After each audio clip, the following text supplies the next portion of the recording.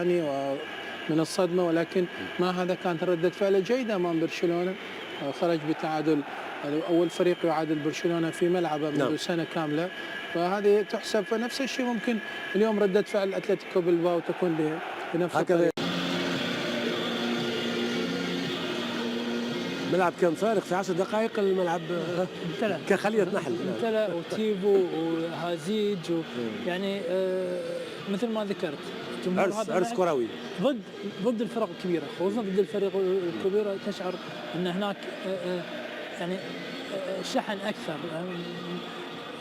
في كل الدوريات، عدائيه مطلوبه دائما يعني عدائيه مطلوبه في كره القدم من ناحيه الجمهور. في كل الدوريات دائما تجد الفرق الصغيره امام الفرق الكبيره. شكرا للزميل العزيز الاخضر بالريش ولكباتن التحليل هناك في الاستديو. اذا اقلال تعثر برشلونه امام سيلتا فيغو، فعل المرمى الذي يريده مدريد باعلى وباسرع وقت. يريده مدريد ان يكون حارسا للمرمى هذا صاحب ال 23 سنه. هكذا هي تشكيله اتلتيك بالباو من خلال هذه مع برشلونه. لدينا كرة لإيسكو في الجهة اليسرى، عرضية خطيرة بنزيما، باو ديفيدز، ولدينا تيودورو ماجان وهو المساعد زيما. مسكين راح اقول لك موضوع، لكن لدينا الان كره ايضا في موقف تسلل. لدينا من يساعد انطونيو لاهوز اليوم، زيانو على ايسكو على مودريتش على كروس على كل هذه الاسماء. وهنا لدينا تيس في العشرين من سبتمبر. هذه كرة دريز الرأسية الخطيرة الذي كما ذكرت لا تعلم متى يأخذها إلى إيسكو، يتركها يا سلام بصورة ممتازة، وصلت عدة كسب خط. نعم حلو، الدون يسدد لكنها وين بعيدة إلى خارج أرضية الملعب. لدينا ركلة مرمى لمصلحة أتلتيك بالباو. اليوم الجمهور سيكون له دور كبير جدا بالنسبة لأتلتيك بالباو، لأن فريق في 5 جولات أخيرة لم يتقدم. محاولة ممتازة، مرور، تسديدة قوية، ولكنها في أحضان 89 سنتيمتر. إذا تبون لازم نثبت لكم ذا. عيش فترة طيبة، محاولة تسديدة لكنها لا زالت خطيرة. في عندك بنزيما وربما معه، لكن لدينا الله على محاولة كانت خطيرة جدا على مرمى كيلور نافاس، خلصها إلى ركلة زاوية. هذا الاسماء، الكرة تنفذ عالية داخل منطقة الجزاء. الله،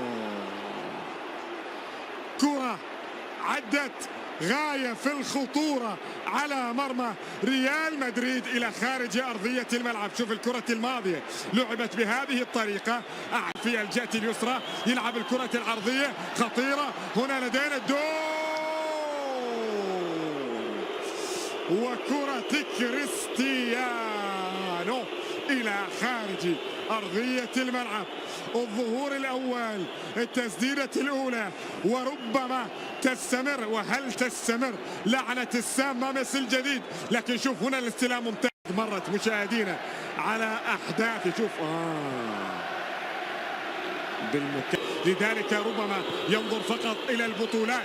لدينا رأسية بعيدة تتروح، عادت تتهيأ إلى كاسيميرو، يسدد تصطاد وخروج إلى حارس سيرجيو راموس، يحاول عرضية تصطاد. الله، خطيرة لا زالت. وبعد ذلك و15 في 7 من مارس فاز وهنا لديه وجود خطأ في اللقطة الماضية، لكنها عادت إلى كرفخال عالية إلى حل بتمريرات، لا توجد خطورة. الكرة العالية وصلت إلى كيبا على المستوى الدفاعي بالباو، لكنها وصلت الدون. الله، يا على الكرة الماضية، خذاها استلمها بهذه الطريقة على الطاير بيسراه. بدأ كاسيميرو يسدد، مارسيلو يفعل نفس الموضوع، لكن إلى هذه اللحظة المباراة تعادل سلبي ما بين الفريقين. شوف الكرة العالية اللي لعبها كارفخال بطاقة صفراء في الدقائق العشر الأولى الآن تأتي البطاقة الصفراء الثانية في آخر 5 دقائق. خلينا نشوفها معاكم، فيها وعليها فيها وعليها. خلونا ننتظر جمال الشريف والحديث